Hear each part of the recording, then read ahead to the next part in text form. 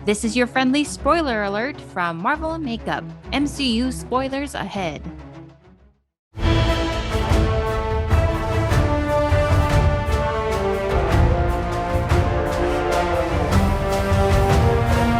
Welcome to Marvel Makeup. I'm Quincy. And I'm Kay. And this is a podcast where I teach Quincy a little bit about Marvel. And I teach Kay a little bit about makeup. Warning, there are MCU spoilers ahead. So many spoilers. Spoiler alert, spoiler alert. And our guest today is a performer and producer. You can catch him performing with Asian AF as well as Filipino AF with me. He's also a producer of Asian AF and its spin-off show Voltron and Friends. Please welcome Tony Garbanzos. Woo, woo, woo, woo, woo. Woo, woo, woo. Hey, Tony, welcome. Thanks for being here. Thank you for having me. I'm so excited to talk about this. Yes. And today we are talking about Ant-Man as we close out phase 2. Just off the top, Tony, what's your relationship with Marvel? What's your kind of like, how much of a Marvel fan, not fan are you? I was a huge, intense fan. I read comics a lot. Wow. Okay. You read the Marvel comics a lot or just comics in general? Comics in general, and especially Marvel, for sure. Mm-hmm. Yeah, it definitely started with Marvel. And then I learned more about the comic world. I read webcomics now. I just read all the comics that I can, although I'm less intense than before just because I'm an adult and I don't have time. Yeah. Do you collect comics like in the sleeves and stuff? Were you that intense? Like figurines? It was, for like 6-7 years right out of college. I would definitely every out week. Of college? Because then I had money, a little bit of money after college to spend on comics every week, each single issue in a little sleeve, in boxes that are in my childhood closet or, my parents' closet right now. But yeah, and then I moved out on my own to LA and then stopped having money. So, yeah. Sounds about right. Yeah. So when it comes to like the MCU, like the cinematic universe, are you as intense as you were at the comics? Like, have you seen all the movies? Yes, I've seen all the movies. And I thoroughly enjoy all of them for sure. Cool. Yeah, So, I'm excited for what's coming. All the future shows and movies. Yeah. Oh, that makes me too. So excited. I told Quincy this week, there's a video that came out where they previewed phase 4. I think I texted you about this. So I was like, Quincy, avoid that at all costs. So it's funny because we have spoilers. We always talk about this because it comes up with guests who love MCU. Like, we have spoiler alerts for our listeners, but I get earmuffs. There's the whole point is that we tell her to just like take it. this out because you have not been exposed to this yet, and we'll try to leave it away from you. Yeah. It's very you're planning for longevity. You're planning for season 5 of this podcast. Yeah, you have to. Yeah, and with so much all the stuff that's coming out, we were at in the beginning we're just like, oh, are we going to be able to have enough episodes to keep going with this? And then, like, after seeing that video, I was like, oh, we're good. Yeah, as we progressed, Kay was like, nah, we got this. Because I was like, oh, how are we going to, like, I guess we can, like, reconfigure how we watch it, like, in what order. And Kay was like, nah. No, we're good. I was looking things up online when that video came out, and I was just like, "Oh, we're fine. We're fine." But yeah, so I guess you actually lean more towards my side of the spectrum because I am. Tony sounds like he's Marvel a fan. motherfucking expert. I know. Like he just knows all the things. I didn't read the comics. I'm not a comic reader, but I do love the movies. And today we're talking about Ant-Man. It is the last movie in phase 2. It was released on June 29th, 2015. Just to put you in the mindset, some of the things that happened in 2015 were Steve Harvey announcing the wrong Miss Universe. I don't know if you guys remember that. He said that was such a big deal. Yeah. He said it was Miss Colombia, but it was actually Miss Philippines. Yeah. And then some of the songs that came out that year were Watch Me Whip, Watch Me Nay Nay. That's 2015? 2015. That feels like such a early 2000 thing for some reason. Yeah, it feels older. Yeah, like way older. Wow. I just remember whenever people would start dancing it, I would just be like, I'm good. Like I knew I was like, if I tried, it would just look wrong. So I never tried. The song Hello by Adele came out, as well as Drake's Hotline Bling. Those were popular songs that year. And in terms of movies, it was the year Inside Out came out. Is that the brain one with Amy Poehler? Yeah. I one with cried 5 times. Like I'm not. I cried so hard when when like the playground dies. Yeah, sobbing. I literally was like, her joy has been killed. Like, yeah. And I was like 20 minutes into the movie and wasn't. And I remember that movie when that came out. Like, I remember Pixar movies getting like sadder and sadder. Like, I think Up was before it. Yeah, Up was the one I feel like that went kind of dark. Yeah. But then they're like, we're going in your brain and we're talking about your emotions. I was just like, wow, we are really far. Deep. We are far away from like your toys come alive. And fun when you're gone. I mean, the Toy Story is equally as like dark and sad too. I think it got there. Yeah. But like when it started out, it was just like, we're toys, and I'm a cowboy, and you're an astronaut. And then other movies that came out that year were Melissa McCarthy and Spy. I thought that was a really fun movie because it was like her being funny and doing action. The Mad Max movie, Fury Road, with Charlize Theron. And the second Magic Mike, as well as Jurassic World. So a big year for movies. Yeah. I saw Magic Mike and I was like, Matthew McConaughey is having the most fucking fun on set.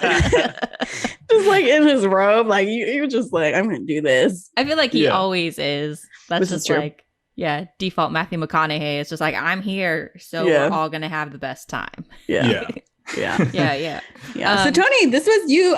What about Ant-Man are you like jazzed about? Is it like your favorite movie? Do you have a hot take on it? I don't have a smoking hot take. I think most people would put it like on their lower tier of Marvel movies. I would agree. You would agree? I would agree. People feel it's lower tier. Okay. He's like, it's a lower tier movie. Oh, well then this is a hot take for this show. I put it up there. Okay. Oh, what? Why? Because I feel like it was phase 2. They're like halfway through phase 2. I think they figured out like, oh, this doesn't have to be like superhero movie, like genre movie. These can be comedic. These can be dark and spy, like with Winter Soldier. So yeah, let's have Ant-Man be a little bit more of a comedy movie vibe than superhero movie vibe. Yeah, I got that sense. Almost like family comedy. That's what, I definitely was, as I was watching, I was like, this feels like a more family friendly movie. Yeah, like in a lot of senses of that, for sure. Through and through, like the stakes, like any Marvel movie, get built so high, but then especially with Ant-Man, just the way it's presented, because everything shrinks, it's like it doesn't feel as over dramatic. Yeah, you're literally playing on a different scale because they're small. Well, and off of that, when I looked up the director, Peyton Reed, he actually has a lot of romantic comedy movies in his background. He's directed episodes of New Girl. He directed that movie Yes Man with Jim Carrey, where he had to like say yes to everything. Yes to everything, yeah. Was Zooey Deschanel also in there? Zooey Deschanel was New Girl. No. She was in that movie too. Yeah. Yes. Man. Yeah, she was. Yeah. Oh, Yes Man. Oh, okay. Yeah. So she's in both, and she's worked with. Anyway. Oh, interesting. Yeah. Well, and then he also did The Breakup, which was Jennifer Aniston and Vince Vaughn. Oh. And this was really interesting. He did Bring It On in 2000. Bring It On, the cheerleader movie. Yeah. Hey. Wow. I feel like that's how I know. Yeah, his name looked familiar, and I was like, I don't know. I feel like it's from that movie. Yeah, I mean, that surprised me. I was just like, wow, that's so like iconic, like teen girl, early 2000s, culture, That makes him cooler in my mind. Yeah. He instantly got way cooler. I give more respect as soon as you said that. That's cool. That's cool. And one of his earlier credits was the UCB TV show, the one with the the UCB TV series. Oh, with Amy Poehler and the original the four. Fab Four. Oh, that's not them. What they call themselves? The UCB Four. Guys, UCB we went to UCB. They said the speech at every UCB show. That's true. Should have it wrote. No, because Adam McKay was one of the 4 screenwriters that was listed on was credited. So that totally makes sense. Like they all must have met that way. Well, and that was the thing too with this movie. I remember originally when it was announced, Edgar Wright was supposed to write and directed. Edgar Wright of like Scott Pilgrim versus the World, and he has a very specific like filmmaking style. But now he's just credited as a writer because Peyton ended up taking it on because he left the project, and they were having creative differences. So. A lot of writers. I think even Paul Rudd is listed. So yes, he is very much like a improv collaborative type, foundation. So let's just dive into the movie. It opens up actually kind of taking us back and setting us in this MCU world by showing us Hank Pym, Peggy Carter, Howard Stark being like, we are the heads of S.H.I.E.L.D. and we have already been doing so much. This is the same Peggy Carter from Captain America. Okay. Yes. And what I thought was super interesting is this is kind of the first hero who's kind of he's kind of inherited a mantle, because Hank Pym was technically the first Ant-Man. And so Scott Lang is actually inheriting that mantle, whereas all the other MCU movies that have been like one person has been kind of the introduction of that character and that hero. So I thought that was really interesting how they were like, setting it in like this S.H.I.E.L.D. world, and this stuff has been happening for a long time. But then we get to Scott Lang, who's in jail. Kind of another interesting way to introduce your hero. When we're talking about Guardians, we were like, oh, this immediately you're like, when you're introduced to Peter Quill, you're like, oh, this is a different type of hero, because he's like, singing and like on the planet and like being kind of a smart ass. Or I felt like the first like human to be in space so far, right? Yeah, because everyone else has been a god. I thought Paul Rudd was an interesting choice. I don't know. He's so likable, though. I was like, oh, it's Paul Rudd. This is like Paul Rudd to the max. But then, like, he does such a good job. I don't know. He was great. I liked him in it. What did you think about his introduction in the movie? Like the fight, the prison opening scene. And like in comparison to like how other heroes have been introduced. It definitely kind of sides with like the darker boys. Iron Man obviously was, what a strange place for a hero to start out as like a war profiteer. Similar on that side, as opposed to like the Hulk or Thor or Captain, who are all just, they're good people in general, or they already have this inherent goodness about them. Like this morality that they're obligated to kind of like support. They just follow. Sustain. Yeah. They're all trying to live up to a legacy or already a living one. Scott Lang definitely. Yeah, you already get a sense of like, oh, okay, he's not going to think the same way. He's going to do things outside of the box. Yeah. And I will say, like, it did occur to me, Quincy, since you've been kind of outspoken about how there's a lot of white people in these movies, and we were hoping for more people of color to show up. I felt like there was the most amount of people of color that showed up immediately in this movie, mainly because like he's a criminal. What a stat! Yeah, I know. I was like, okay. I mean, that was kind of like I was like, well, that's cool, but that's also maybe kind of problematic. I don't know. Did you notice that, Quincy? Yeah, no, I did. I also noticed how when they land in the pool, when him and Darren are fighting, it's a black family, and they're like, call 911, and I'm like, they wouldn't. I don't know. I think. I mean, 2015, such a more innocent time, I guess. Yeah. Compared. I mean, in terms of what was happening in like the mainstream culture and what was in people's There was mindset. also a part of me that was like, would these guys call a white guy? Like, when Luis first tells him the pitch to steal. I'm like, is Luis really gonna call a white guy? Like, is this? But they obviously have history, right? Right. But it was, I don't know. I guess, I don't know. That's what I ran my filter through. But like, I guess Paul Rudd is just so likable. Like, it kind of worked.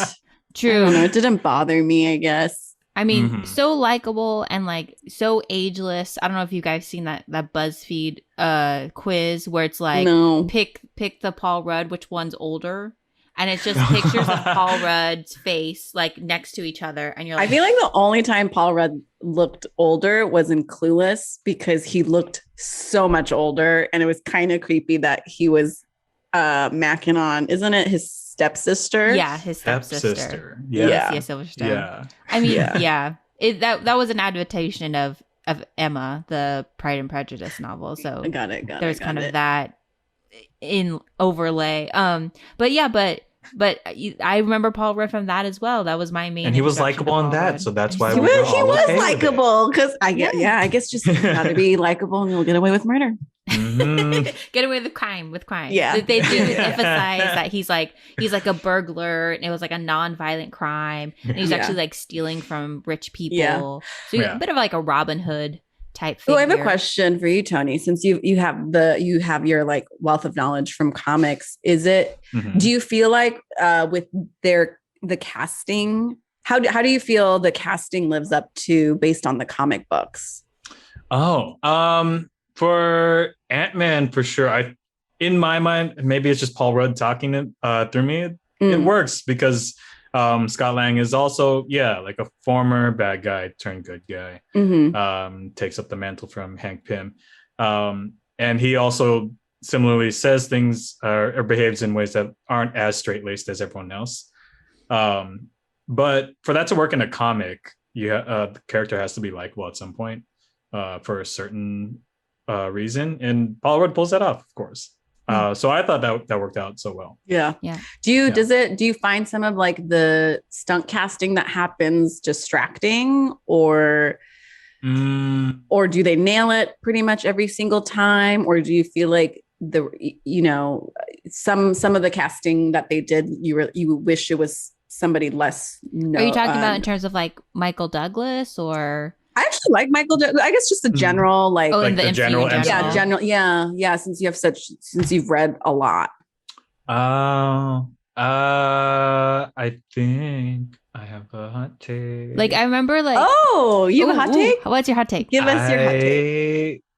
I don't think Mark Ruffalo needs to be the Hulk. Oh, okay. Who do you think should be the Hulk? I always have problems, I can't really wrap my mind around fan casting. Like I just don't know who I would pick generally to fit these roles. I do like I like being surprised, and Mark Ruffalo is very fun. But I do think, especially now, the way they've turned the Hulk into, like, he is just too nice, too soft for me. Interesting. I don't see, other than the first Avengers when he started the Hulk, when he started being the Hulk, like they made him seem a little more threatening with his edge, with that hidden anger. But most of the time I see him, I'm just like, I don't know if I buy you being so angry, so full of rage. Here's a fun fact. Quincy's favorite moving into phase 2 was The Incredible Hulk, with Edward Norton. Okay. Now, would you say that you think if they had stuck with Edward Norton, he would have exuded more of that anger, more of that edge? I think so. Yeah, he definitely had that, and he, you could see. I feel like in the movie, you could see the anger simmering just on a very low level in every scene that he was in. But I know that Edward Norton being Edward Norton, I don't think he would have lasted. I like it makes perfect sense that he wouldn't be in the Avengers, like just knowing how he wanted to do that movie, the Incredible Hulk movie, and just how he views, I don't know, like pop popcorn movies in general, I think. The mainstream bug. Yeah. Amazon has this like spotlight thing you can watch, and it happened to be on. And one of the things they were saying was Edward Norton usually has a hand he has his hand in the clay of like the writing process of all the movies he's in. So yeah, that makes sense. You would have wanted more of a position, more of a I'm guessing hand in things as they I feel like move he's such an auteur. Yeah, he's someone. Cool. Interesting. Well, very hot take. Hot. And to just dive back into the Ant-Man of it all, we have the supporting characters starting to show up. We have a T-Pain, not T-Pain, T.I. show up as Dave. We have but she was great, I thought. And Michael Pena was Michael great Pena, I thought he was super funny. His whole thread of his like Luis stories, where he starts at like at a very far back and then like finally gets to the story, has become like kind of like a culture thing. And then you have what I really liked was like Cassie Lang, like the kid, and how weird she was. Oh, she was so cool. Yeah, I thought that was such a fun take of just like, here's this kid who loves her dad and she's a little weird. She loves like this really like ugly bunny. And now that I know that kids come back, I hope she comes back. Right? And she's fucking amazing. Well, we're not going to spoil it for you, Quincy, but as we've spoken about, there is an Ant-Man in the next phase, in phase 3. I think I've mentioned that. So, the Ant-Man does return. And it literally said it at the end of the movie. And it was, the Ant-Man will return. And you got to the end and got to the after credits? Yes. Okay, great. Oh, yeah. Both of us. We did. Yeah. She did it. She did It it. took me 2 phases, but I did it. Yeah. Shimmy. And then you have the supporting family. You have Bobby Cannavale, you have Judy Greer, who kind of usually plays those kind of like supporting family parts. And then just the whole setup of this being like a heist comedy movie, where we're gonna do the whole thing where we talk about the heist and we look at the maps and we like each have our little jobs. I thought that was, they were just like really kind of like playing into like, this is the genre that we're doing, and this is kind of, and we're playing into it, so you kind of like know what it's all about. And then we finally dive into like him putting on the suit and like the first kind of like Ant-Man sequence when he gets really small. So for me, that's what I was looking forward to the most, because I was just like, oh, I did not. Really? I can't think about it too much. I was like, this is like very triggering for my tryptophobia. Like I couldn't what is that? Tryptophobia is like when you have like too many dots and like it makes your like, I can't. Like, so it triggers a physical response. Yeah. Oh, so like to the ants? Oh, yeah. Because it was just too many like dots, like in their eyes. Yeah. Okay. I'm like getting goosebumps. So I couldn't like, when the Michael Douglas's character visits him in jail and they cover the camera. Like I was like, oh, this is not gonna be good. Yeah. So I couldn't watch all the ant stuff. Because it's like weird, because it's like it has to be like polka dots are fine, but if it's like too like, I can't do it. Okay. Well, that's interesting. Yeah. I loved how they did all the ant stuff, though. It was very creative. It was very fun. I like that the ants. I also love that the universal sound for ants is that sound. I was like, this is how they do every movie with bugs. Yeah, and then also the fact that they're working on a different scale. So like when that first thing he puts on the suit and then he like shrinks down and then he kind of like falls to the floor and goes, into that apartment where they're having the dance party. I was like, cool. Like they're actually making it look interesting that it's just like this little guy running around. Because, part of it kind of was just like, is this going to be like Honey, I Shrunk the Kids, where it's just like everything that was big, it looked kind of, well, I guess when I was a kid, it was like really interesting and like, revolutionary, but I wanted something more that looked like, that just looked interesting, kind of like how, in Ultron when Quicksilver's running. There's kind of like a different look to like his movement. So oh yeah. Yeah. Oh, I didn't really associate that. That like, yeah, because their powers and they move in a very specific way, their powers will display in a similar fashion. Yeah, and the I'll way leave it that to they them. would have to make the screen, just the way the make the movie look in order to pull that look off. Yeah, and then we get, expanded into the Pym family. Felt like this was really where we got into like the family drama of it all with like Hope Van Dyne, Hope Pym, Hank Pym's daughter, played by Evangeline Lilly. She's definitely earned her kind of like genre sci-fi credits, coming from Lost and then from The Hobbit. What do you guys think about her, considering she's also becomes a female hero in the MCU? What do you think of her introduction? She was I liked it. I liked a lot of what she did in the movie. I think I can't see past the bowl cut. The bob. The bob, yeah. I was like, that's a wig, right? That's a wig. for sure a wig. Yeah. It just did not look like real hair at all.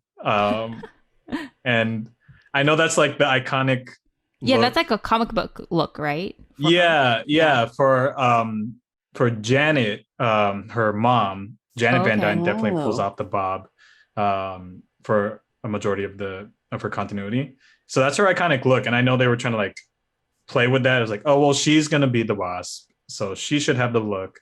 Her name's just different because the age of all the characters playing out makes it so. But yeah, I just couldn't get past it.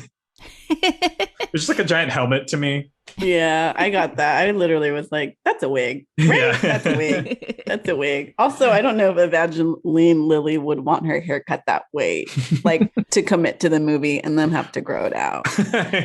Yeah, that'd be a hard thing to commit to for. But I don't know. The whole thing. Would you all get haircuts for work, whether it's like like a traditional job and you need to have a respectful haircut, or like for a role, would you ever commit to getting a haircut that's wildly different than what you could do or normally do?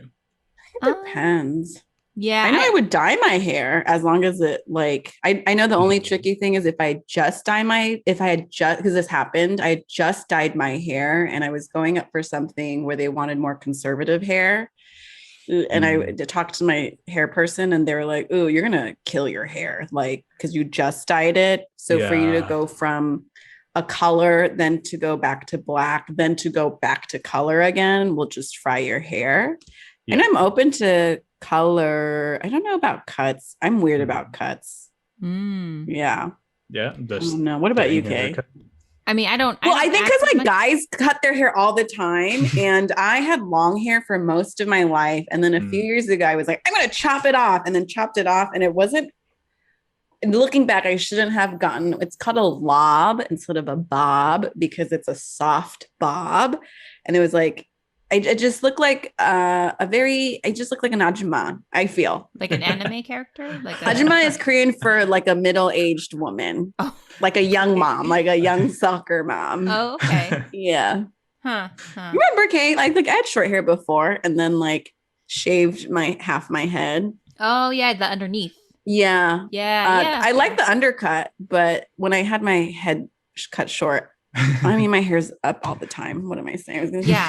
I mean, that's what I say. Like, I don't really do that much with my hair because it's so thick and like difficult to maintain. Like, I have thought about like, what if I just shaved it all off? Like, when full. I want to shave it all off one day. I think that'd be fun. I mean, yeah. So I've contemplated that. But like, in terms of like whether I would do it for a role, I mean, I don't do much acting, but I feel like it would be, what is the role? How long am I going to have to do the job? Like if it's like for months on end, I'm just like, I might as well cut it. But if it's just for like a week or a few days, I'm just like, let's wig it, you know?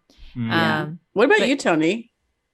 I think I'm pretty amenable. I would do almost any hairstyle or lack of. I feel like the man equivalent, not to be like gender binary, but I feel like men are more attached to their beards, especially if it's taken a long time to like get your facial hair the way you want it. You know what? Then that definitely tracks with that with like maybe women not wanting to cut their hair if they keep it long. Yeah, because you put in so much work. and you foregone any kind of trimming or whatsoever for the longest time, that's gonna feel like a thing. I have no problems with that. I can't grow a beard, so yeah. I mean, I feel like you have nice. It looks nice. A little shade. Yeah, you got a little what is it? Undershadow, overshadow, 5 o'clock shadow, 5 o'clock shadow. I think it's I don't know. I'm not 100% because I wouldn't know because I don't do it often. So how long has that been going on? Oh, this has been a long 6 days. Okay. I knew someone in college who this was very unusual. I mean, this is a generalization of Asian men, but the generalization of Asian men are that they're not hairy. And this particular senior would shave and by like noon have a 5 o'clock shadow. Like it was just, he would shave and it didn't really look like he had shaved because it was just. Yeah, there's very few people I know, Asian men I know, and just in general men that can really have that hair growth. Which is crazy because I don't know if this is it for Filipino history TV shows and Korean TV period piece TV shows. They all have fucking beards. Oh, that's So do you think that was the trend back then? Yeah, but I don't know how many. Like none of my Asian guy friends grow like they're always like this took forever. Yeah, it's not thick. Some of it is thick, but it's a beard. Yeah, it's a beard. It's like here. Huh. Maybe it was like a culture thing of just like I have the privilege or the wealth to be able to maintain a beard or something like that. Maybe. I don't know. Yeah. Interesting. Yeah. Interesting. I love that kind of respect that you can just show immediately without saying anything. Your status. I wish I could project that in the form of facial hair. Wear your privilege on your face. Well, I don't know how to segue from that. While we wear our privilege on our face, Hope was definitely wearing a wig. Yep. So yeah, and again, like the whole family drama aspect of like I remember when I first watched it, I was like, okay, yeah, this is funny, but it hit me more this time of like, the family drama between Hank and Hope and like the secrets behind her mother and like, and I don't know, I'm a pretty not a huge fan of Evangeline Lilly, but when I was watching her in those scenes and like and how much emotion she was giving and like when she put the thing on her ear and she was controlling the ants to kind of like prove herself, and then they started like crawling on the light and it was getting dark. Yeah, you probably can watch that. But I was really just like, ooh, she is more powerful and it is kind of this weird concept of like, oh, he's not letting her be the hero because he wants to protect her. Rude. Yeah, I've been training all my life and you're not gonna let me, and it does kind of feel a little bit. They did a good job not making it, but it almost is like, is it because I'm a girl? And like it's not, but like they front load it, right? Like she's been training all her life and she knows this, blah blah blah. And then you're like, so why don't you let her do it? Yeah. I mean, and that's where like the whole like he lost, Janet, the mom, and so he's kind of still holding on to that. Can I tell you what really got me? Oh yes, when Anthony died. When Anthony gets hit, I got teary-eyed. And the thing is, they played that up so much, like the little one wing just floating. Oh yeah. Like which dog. So many ants get shot, and I'm like, I don't know if people are that good at aiming. No. Well, there's so many. It's like you're probably gonna hit some. The wall of ants. Ridiculousness of shooting an ant. Like, yeah. The ant's probably gonna be fine. I just was like, why are you guys wasting bullets on ant? Go grab some Raid. Like, what? That one spray bottle on the floor. Decimate. Like, so many guns, but no one thought to get that bug spray. They're like, close the vents, like scans. I'm like, just put some fly paper on the floor. Oh, that's a great point. Well done, Quincy. On the ants thing, man, I just looked up in the middle of it to see if Adam McKay had worked on Zoolander. Literally, I realized, I was like, the center for ants. It's a center, because they have the model and then he runs through. I'm like, oh my God, it is a center for ants. It is a center for ants.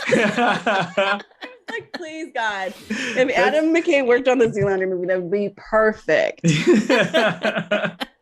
Well, and I feel like that type of stuff, like that, and like the train sequence where you're having these like model worlds becoming like the big action world was really fun. It was great. Yeah. So like for me, the movie got there because like unlike Guardians, which, people, I remember when this movie came out, they're just like, we're fully going comedy now. And I was like, well, Guardians was pretty damn funny. I actually remember when I watched Guardians again, like from the jump, it was just like, this is funny. This is different because Peter Quill is literally like singing into a little rat thing.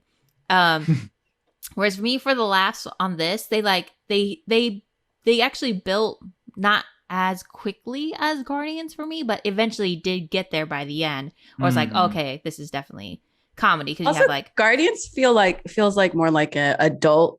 I mean, it's still like family friendly, but it feels more adult. This definitely felt like family, a very like almost classic. The Disney TV movies that they used to do, almost like more classic Disney TV movie. Just because of like, the lighting. There's that really creepy moment when he goes and sees his daughter sleeping. And I'm like, this is really creepy. Also, if this was like, an adult movie, I feel like the lights would be dimmer, but like the lights are on full blast and she's like sleeping. And I was like, oh, I feel like this is more like making it more kid friendly, that like, night lights everywhere. And it was pretty. Yeah. Them hitting home. It's like, this is why he's doing this, and his daughter's his motivation. That whole thing. Yeah, I feel like it was very, very clear, very spelled out, as most family, more PG type movies are like. It did its job. I mean, like it was heartwarming. Yeah. There was like very light joy to it. Yeah, it felt like I know Tony up top, you said like the general popular opinion is that it's not like as fun, but I because I've seen the trailers for this somewhere, and it kind of is like hard. It like you said, it lends itself to comedy, and it feels kind of corny, like to have like a man who like shrinks down. And so it felt like I was like, oh, I bet you this movie isn't like ranked as high up on the list because it's like not as obviously cool. And I was like, I thought it was fun. Like I liked it, like with the action sequences. I thought, they really found, I don't know, different ways to make the it wasn't like the same. The comedy was smart. Yeah. Comedy was smart. And they also did make it epic in its own way. Like, especially one of my favorite sequences is when they're in the suitcase. And then like he hits the button and he's like, I'm going to disintegrate you. So they play like a disintegration by that was great. And they're fighting each other that way. But then you just see like the outside of it. It's just like that was really great. Yeah. That was so great. I love that. Yeah. And then that final battle sequence with you have like them throwing those little spinny, those little tile things where things are getting bigger, and then you have the ant getting big. Honestly, like that would creep me out to have a big ass ant. Oh yeah. As a pet, I'd be like, no. Put that in a cage somewhere. Take that back to the lab. Of course, Scott's daughter is friends with the ant and is like, yes. Yeah. I don't know. I guess I wouldn't mind a big ant. Oh, you wouldn't? Yeah. I'm like sitting there, I'm like, would I be bothered by it? And I'm like, I don't know. I don't because you have pets. Yeah, I have 2. I would have a third if I could, but it would be chaos. Like, okay, if like you guys But if that ant was small, you'd be like, no. Yeah, no. If that ant had like 100 million friends and brought him over to my house, that would upset me. I think if there was like a life-size millipede or a centipede, that would creep me out because of like the legs. Yeah, yeah. But a big ant, I guess not. You know, I don't know. If it's 6 legs or less, you're down with. I think so. Yeah. So it's about the leg. It's about the leg. I guess. I don't know. The ant seemed fine. It seemed like a little weird looking dog. And I think we give weird looking dogs a huge pass. That's yeah. Right? Yeah. Yeah. I can see maybe that'd be funny if it's like they take the ant to a dog park one day. That like would be it like strolls up to a dog and like the dog actually looks worse than the ant. If you can find me a dog that looks weirder than the ant. The ant. And then the ant is so strong because ants are strong. And if it's that big, like that ant can protect Cassie. Like yeah. Yeah, right? Way better than a dog can. Yeah. It can pick her up, like she can shuttle her places. Tunnels. Yeah, just go through tunnels, make tunnels. Yeah. Okay. I love how you're like tunnels. Tunnels. One of my favorite moments is like when the van shows up at the scene where at Scott Lang's house and then they're like, we got to help Scott, and then they see all the cops and they're like, back it up, back it up. That's one of my favorite scenes. Probably in the whole MCU, just because him saying back it up. Yep. It's like a thing that V and Jacob will say back and forth to each other. That's funny. And we're just like, that's always been a point that's stood out to me. And then Scott Lang. Oh, Scott Lang. Scott Lang. Well, yeah, there's all that. Scott Lang goes subatomic.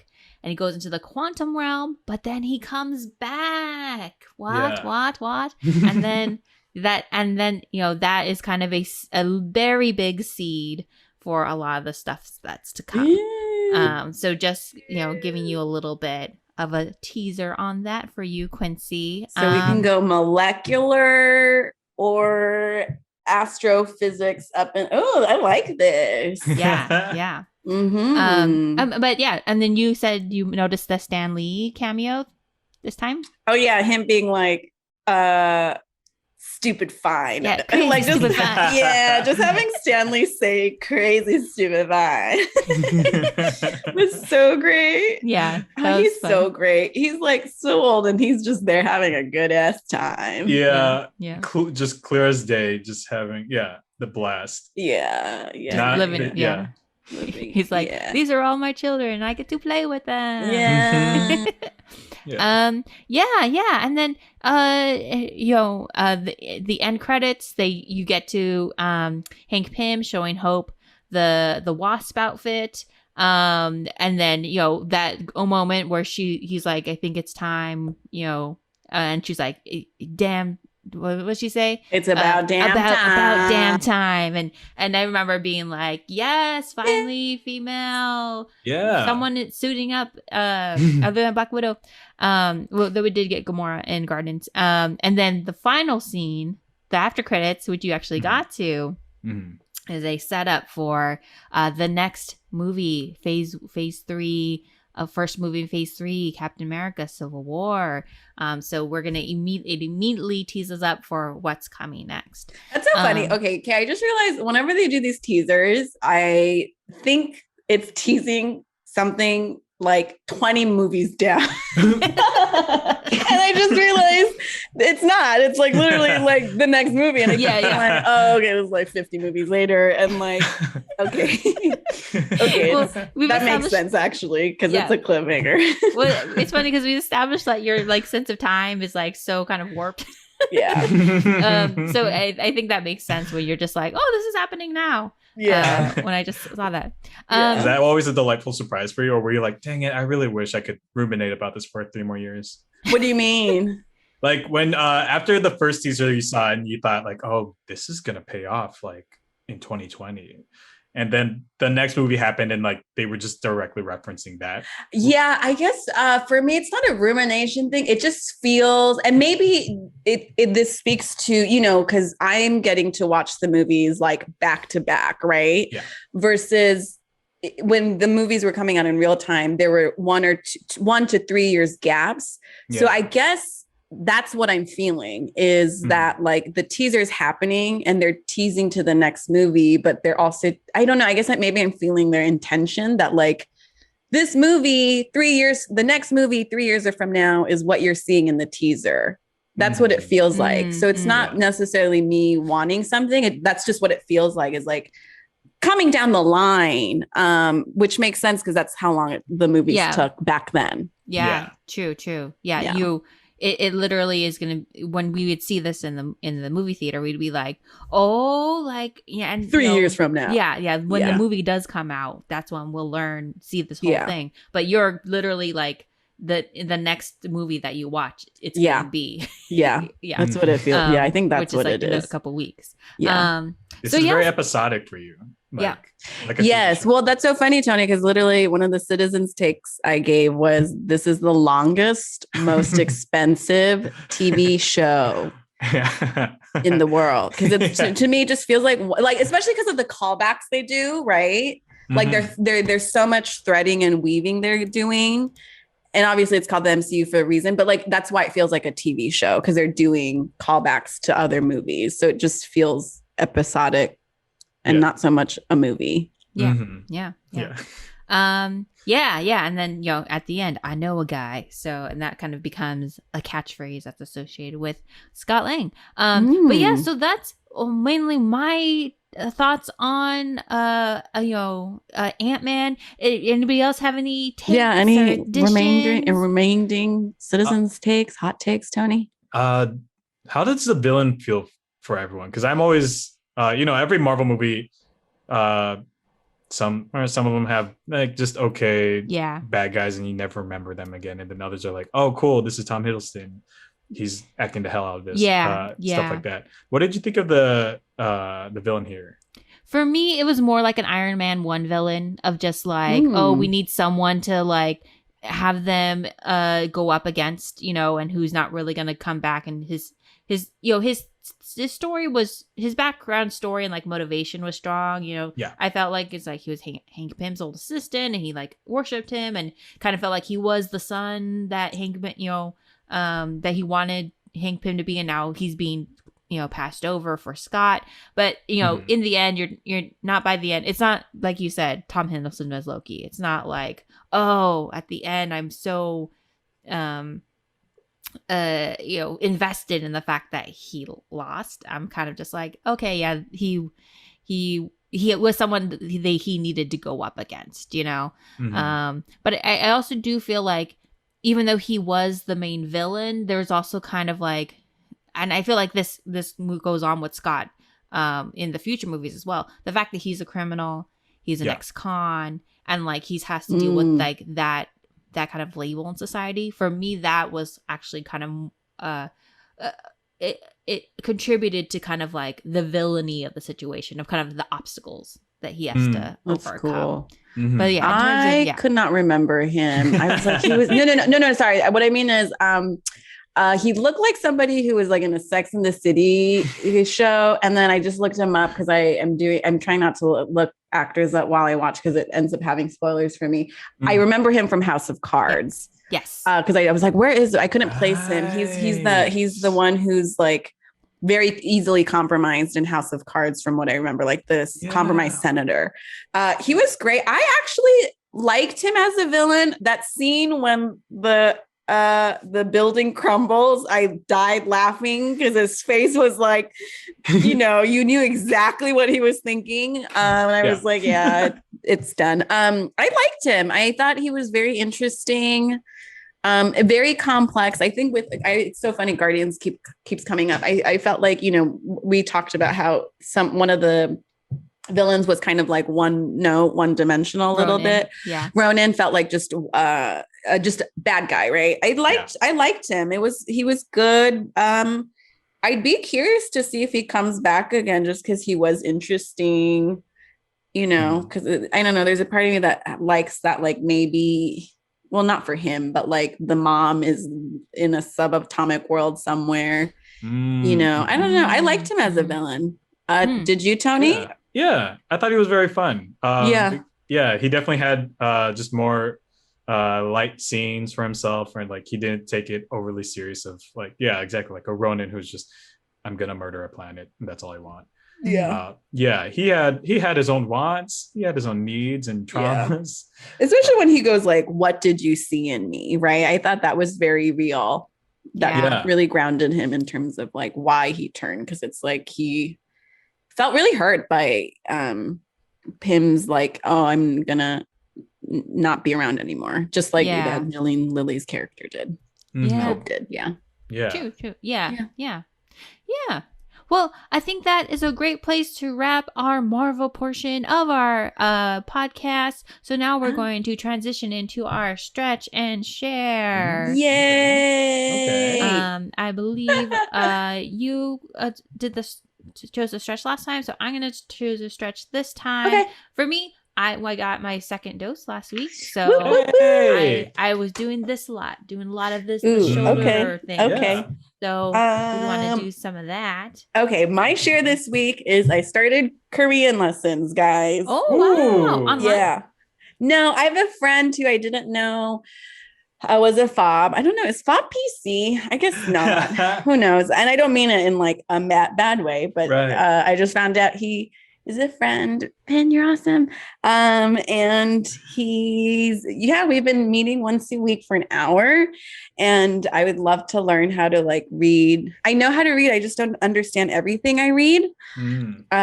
So we've been reading a Korean script for a half hour, and then speaking in a half hour for the second half hour. My brain hurts by the end of it. Because I'm literally like, I'm translating English because as a writer, like my command of English is very fluent, obviously, because I'm from here. But so it's been interesting to do that. And I had another interesting shared learning thing. I don't know. It's been fun. My Korean reading is not as bad as I thought it was. It's just more of a lack of exposure to vocabulary. So it's very interesting because as I'm reading, I get fragments of the picture. Like, when you read like a script, you like, oh, she goes and grabs the milk from the fridge. Like, and if I don't know all the words, I'll see like milk in a woman. And then I'm like, okay, I don't know quite what's happening. So it's been very interesting because I'm like, oh, I'm getting fragments of what's happening.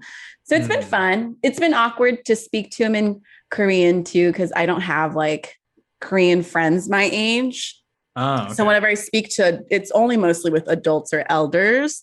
So even though my what's the word, respect, not respect form, but when you speak like the usted. The formality of it. Even though the formalities in my Korean isn't accurate or great, like I still have a level of like deference when I speak Korean. And so it's weird to just speak Korean casually because I don't get to do that. Interesting. So it's been learning fun. language is hard. That's why I took 5 years of Spanish and I'm still not that good at it. I'm good at Spanish when I'm wasted. Ooh. Okay. We'll have to test that. No, we don't want that. That's when Quincy's gone when she is like, then it's like a little problematic. I'll be like, you're a Spanish speaking person, speak Spanish to me. And they'll be like, I speak English. And I'm like, no, speak English to me or speak Spanish to me. I insist we speak Spanish. Okay. Ooh. Okay, in 2 weeks, go to Quincy's house, get her wasted, and then she can test your Spanish while still not being. Oh, that'd be great! Speak Spanish to me. She's not being that problematic. She's just asking a friend. At least I'm not a stranger. Any highlight from your week, Tony? Yeah, Tony, you want to share? Give us a share.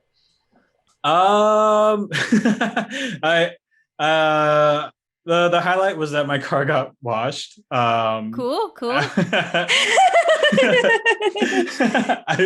I mentioned it before we started recording. A part got stolen from my car that makes the engine work properly. Basically, the car cannot drive without it.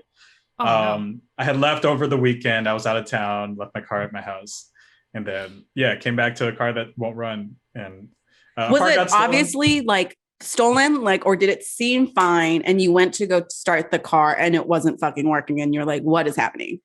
Yeah, it was that one. It was definitely that one. I was like, I got home at Sunday night at like 10:30 and I was like, I've been driving for several hours and I'm just gonna grab some stuff I'm just gonna grab like tacos at Jack in the Box, just something really easy to eat. And just turned the car on. I'm like, oh no, this is scary. My car's gonna blow up because the engine is just shaking so loudly. So I'm like, that's crazy. Well, this car is I guess like 15 years old. So I guess it's that time. It's dying. Yeah. Wow. It makes like a really loud noise. Yeah. And You'd because be fucking scared. It was so scary. And because it's a Prius, so it's electric, sort of, it's a hybrid. Yeah. So I was like, oh yeah, I guess this is what hybrids do. Maybe in like 15 years, their batteries are just straight up done. And then this is what the engine sounds like when there's no battery. Oh, wow. And then my neighbor was like, hey, that's your car, right? This is going to sound crazy, but that's what happens when converters are bad or gone. They're stolen. And I don't know if you've heard of this. I was like, what? And he informed me that it's a thing. Converters out of cars are just easily just cut out. It takes like minutes, and then they get sold for parts, but they can net several $100s each unit. I thought your neighbor was gonna say, hey, this is gonna sound really weird, but I saw a guy steal your converter from your car. Just but I didn't call the cops because I wasn't sure.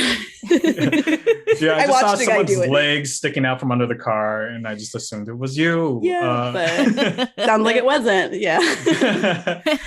Well, that's a good neighbor that he was like, I'm helping you out. I'm not telling you that I actually watched it happen. Yeah. Right. Hot tip.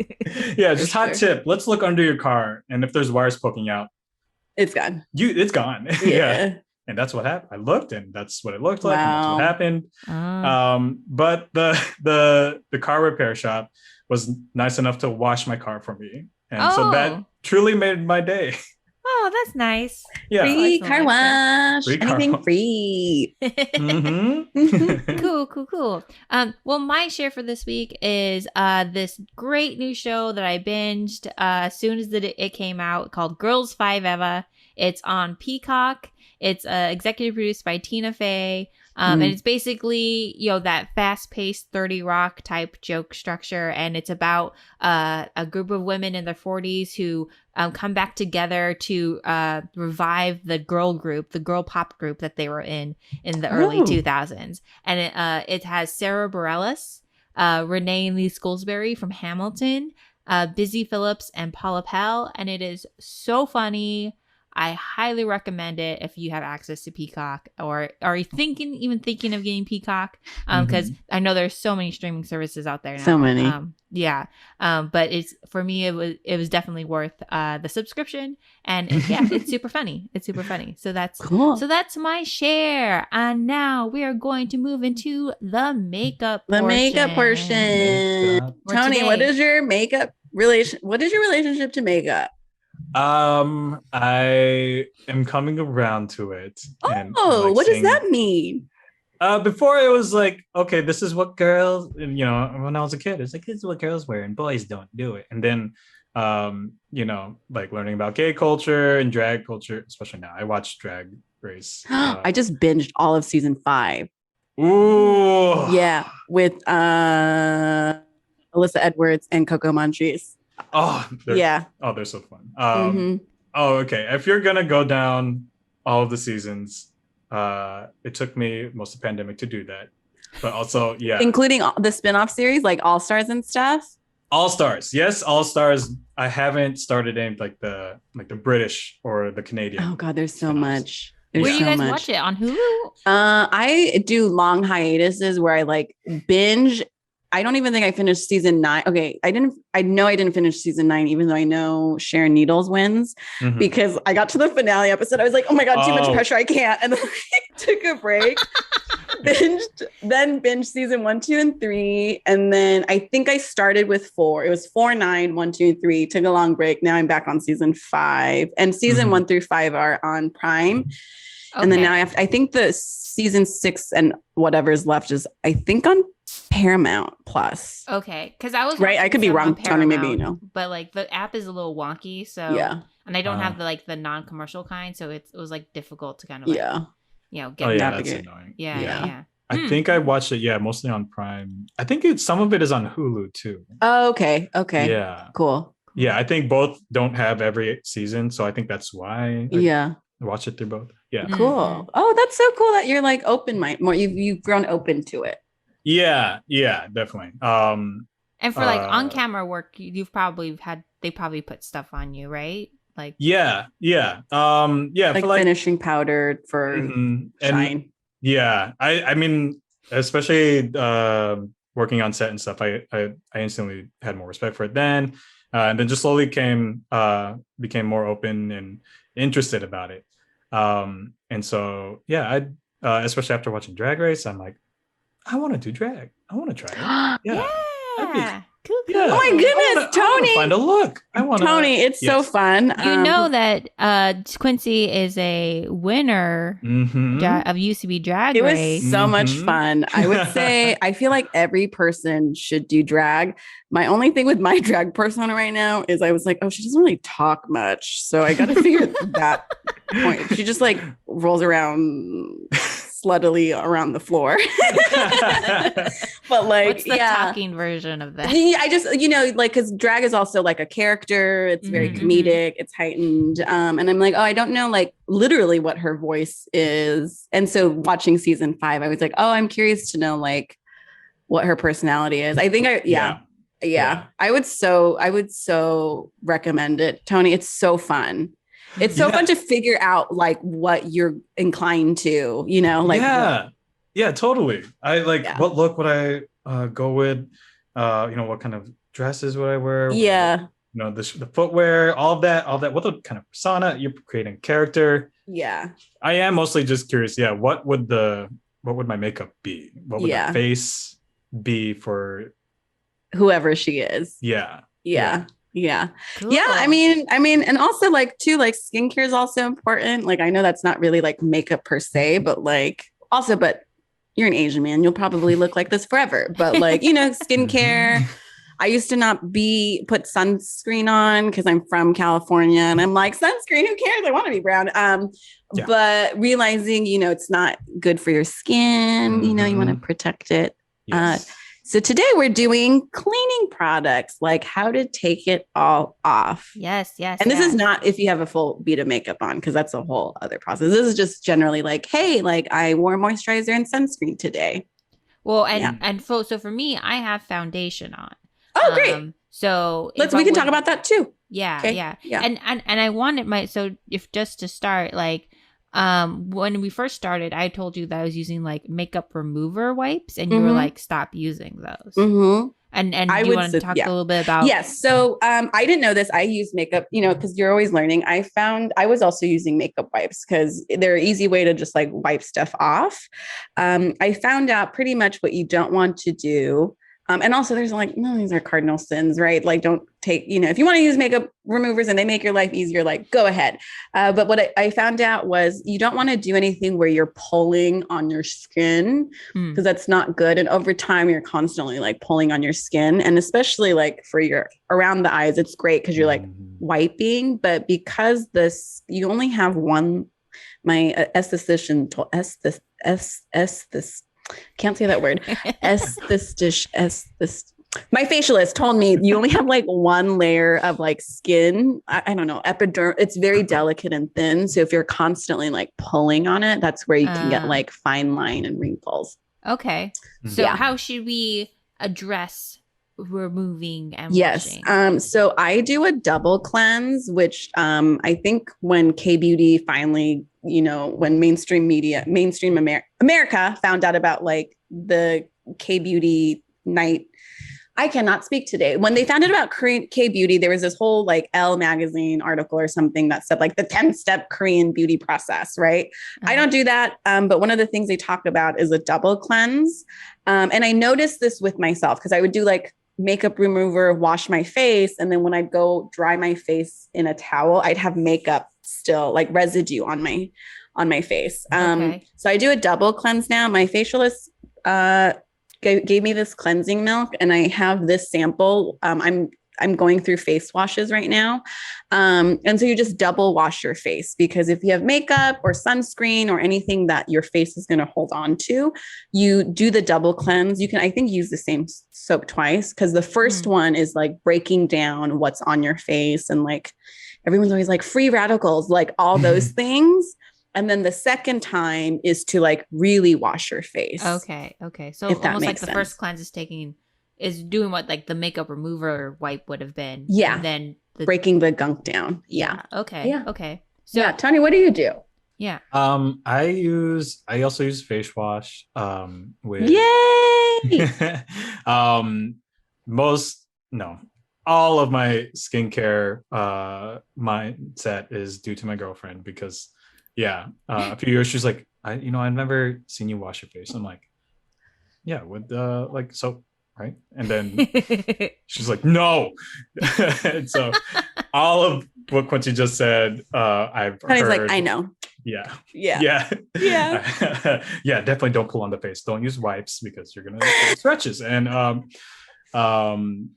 so I use like a scrubber, like a brush. Exfoliant. Yes. Like a battery powered.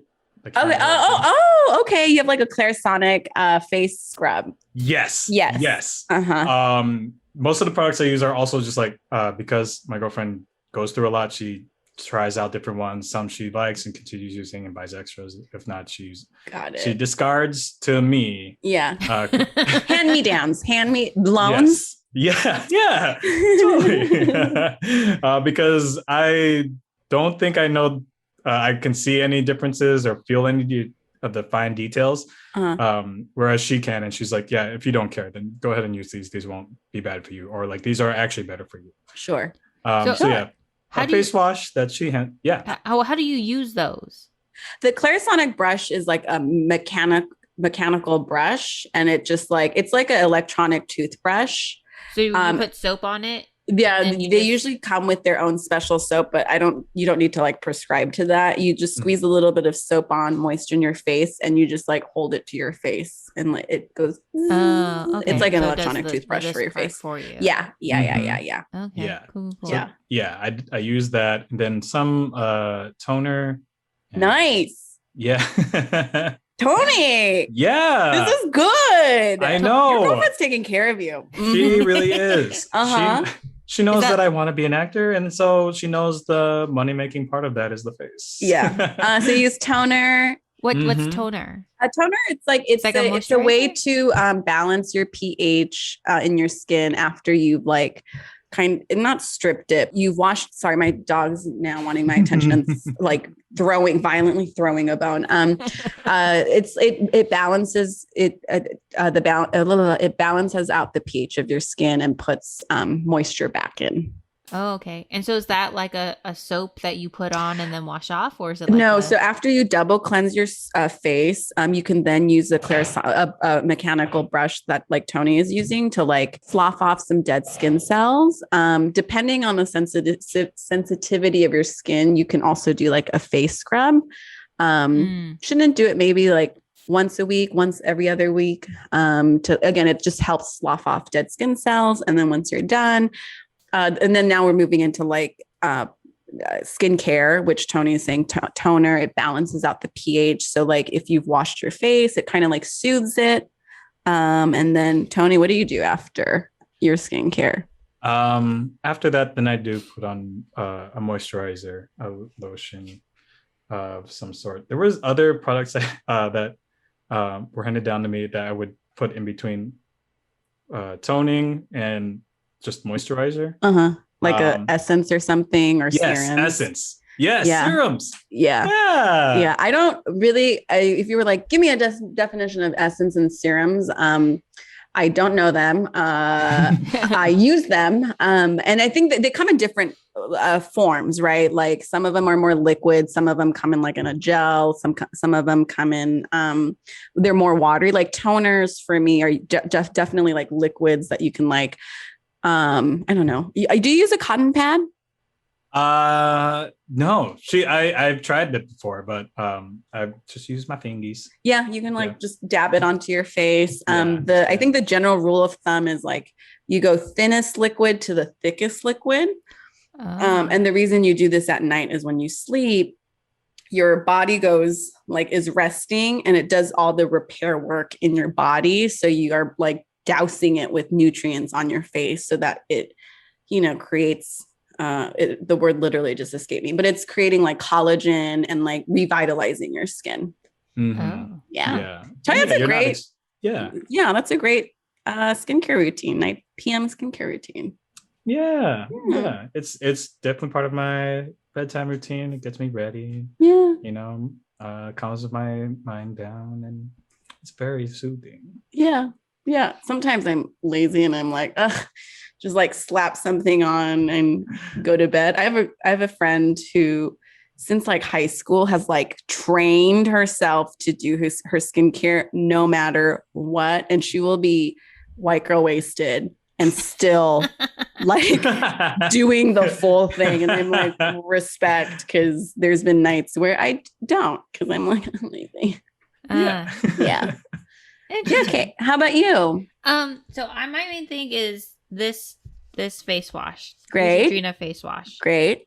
And so before I would use the makeup remover and I would wipe the makeup off, the wipe, and then I would foam it up and foam up the wash in my hands and then put it on my hands. Yep, you were like doing your own double wash. Yay. Okay. So, but if I'm not using the makeup remover wipes, I should be doing this part twice. Yeah, is that right? Yeah. Oh, okay. Because you don't get makeup residue when you wipe your face, or maybe you don't wear. Oh no, I don't know. You don't get makeup residue on your towels. Or maybe you're just really good at washing your face. Maybe I have dark towels. Well, and that was my question too. How? Because you're always like, don't pull, but when you're washing your face, that's basically pulling your face around. Yeah, I think there's a difference between like really washing your face like this versus like washing, lathering, and letting like the soap do its work. Okay. So more like less fingers on face, more just soap in between fingers and face. No, I don't know. I don't really think about how I do it. I do notice if I'm like, making crazy faces when I'm trying to get my eye makeup out. I'm literally like this. And I'm like, oh, that can't be good. I don't know. What do you do, Tony, when you wash your face? I have learned that I have applied too much pressure when I would. Even before, when it was just soap and water, I was definitely like pushing and pulling and like scrub. In my mind, I was like, yeah, I'm scrubbing my face because that's what you're supposed to do. And that's what's causing the tension and the pulling. So if it's like just a light touch, like a soft caress, is what I think of it as. Then like pretend your face is a kitten's face. Yeah. So you're petting it. You're like, you're being kind to your face like you would a kitten. You don't want to be. I mean, don't get me wrong. I rub the shit out of my animals, so. Like the ones that are dropping bones right now. Dropping what? Dropping bones and what have you. Just like, she's staring at me being like, be gentle with your face. Okay, cool. And then after that, I put on this Olay moisturizer. Active hydrating moisturizer. Yes. So that's mainly it for washing my face. As long as your moisturizing is like the biggest thing, I think. Yeah. Even like you can exfoliate, you can over exfoliate too. Well, that was the thing too. Like before I used to use a scrub like every day, but because that was like the only type of face wash that I had. But then I realized that like it was mainly only supposed to be like for like a once a week type thing. Yeah. It'll inflame your skin. Depending on maybe how that's sensitive. why I have a little bit of a thing here, but I feel like once I use like the foaming washes, that it tended to because it was like a lot bit. gentler. Yeah, your skin probably was freaking out because it was like, whoa, this is too harsh. Yeah. Cool. Yeah. Well, any final thoughts about washing our faces before we please do it? Okay. Yeah. Oh, this ties in perfectly with our thematic tie-in to our movie. Our theme. Okay. Yes. In Ant-Man, Scott pretty much just wanted a clean slate, just like we want clean faces. Very good. This is very succinct. Sometimes, Tony, they're like essay. I'm like, da-da-da-da-da. And that's very stretchy. Nope, we were on theme the whole episode. Yay! My theme pitch was the fact that we were removing makeup from our faces, and since we're ending phase 2, we're removing ourselves from this phase and entering a new one. Phase 3. Yes. Well, and so that brings us to the end of this podcast of phase 2. For those out there who listen to us on a regular basis, we will be taking a bit of a break before we jump into phase 3, because there are so many movies in phase 3, so much to come. As of now, we're planning to start releasing again after the finale of Loki, which is around mid-July. Which I cannot watch until next year. Until we've finished through phase 3, and we're gonna do WandaVision, and we're gonna do Falcon and Winter Soldier. Wait, we're gonna do all. We're doing them in order. Not gonna watch. Not till next year. Okay. I saw Quincy's Breaking Point. I just love Loki, and I saw the trailer, and the trailer was really, really cool. And also Tom really Hiddleston as Loki is amazing, and he can get it. Only as Loki, though. None of those other parts. Character. Just as Loki. Yeah. Where are the horns? Yes. So thanks for listening and or watching. And Tony, would you like to tell us where people can find you, or any projects you want to plug, promote, plug, share? Yeah. Please watch Asian AF wherever and whenever it happens. Don't you guys have a show coming up at the end of the month? We have a show coming up at the end of the month. And Filipino AF. And Filipino AF as May 21st. well. Yeah, I'm not sure if this will be released before then. Yeah. Listen. Guys, go back in time. Yes. And watch Filipino AF after this episode comes. Figure it out. We shared a look because we know something. But yeah. Quincy, you're gonna. Oh, okay. No, I don't know. No. I don't know if you ever re-listened to these episodes. I have to because one of our guests, so this happens where they're like da-da-da, and I'm like, no, they want to talk about it, but we can't. So I take off my headphones, and there's a few episodes where I'm like, when we get to that movie, I have to go back and listen to that section. Then I'll skip through it too. Oh, that's funny. Yeah. Listen, you said it unprompted. And when you do listen back to this, you're gonna be like, wow. Yep. How did I know? I'm smart. That's amazing. That's cool. Yeah. Asian AF, and any other things you want to guide people to? Yeah. Improv will be back, and so when it does, if you're in LA, catch Number One Son. Oh, thank you. They're so good. They're truly top 3 of my favorite teams. I don't have a favorite team because they're all so good, and you are top 3. Can we say Tony Miss Golightly, which Tony is on, is our sister improv team, and they are delightful. We caught one of your last few shows before it shut down, right? Yeah, I think we both Chinese caught New Year show. Yeah. That was such a fun one. Yeah. And I think we both caught each other's last shows before it shut down. Yeah, I think we both planned to have each other in each of our shows and like the next show that was coming up. Yes. It was like March or April. So stoked to have you. It was March. It was March. We had our first show in February and we were so geared up for March. It was the week that thing shut down. Yeah, we literally, I remember there was a group chat where it was like, what is happening? Are things shutting down? Do we cancel our show? And like, because no one had said anything yet. And then we were like, oh, I guess we got to cancel our show. Yeah. I think we were all kind of like sitting on messages and emails. We're just like, okay, I guess if the theater is going to hold out, then I think it'll be okay. And everyone will be safe. So, but let's just pre-type this. And we were so wrong. We were so wrong. Yeah. Well, but it will be back. Things are turning around the way. Please go see Miss Go Lightly if you guys can. They're funny and silly together. It's just a ball watching you guys perform together. Oh, thank you. And likewise. That's what the best teams are. It's just like if they're legit friends and they're all just having a blast. And the show will be a blast. Yeah.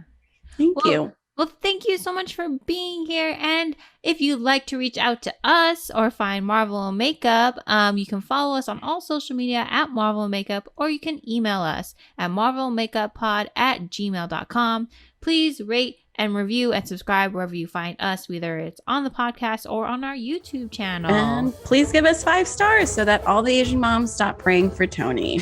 I mean, him feel so weird about it. It's just like, how are you? How are you doing? I'm praying for you. It's like, come on.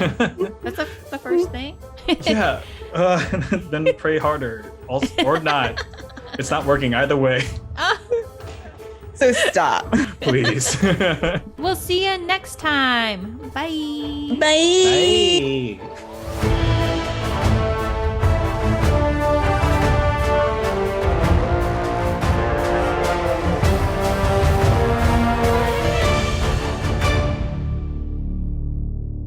Marvel and Makeup is hosted and produced by Quincy Cho and Kei Kanapu. Quincy is an actor-writer based in Los Angeles, California. Kei is a writer-performer for Filipino AF and an alum of the CBS Diversity Sketch Showcase. You can follow them on Twitter and Instagram at Quincy Dinosaur and at Kei Kanapu. The music for Marvel and Makeup was composed by Clarence Yap and our artwork was designed by Patty Lin.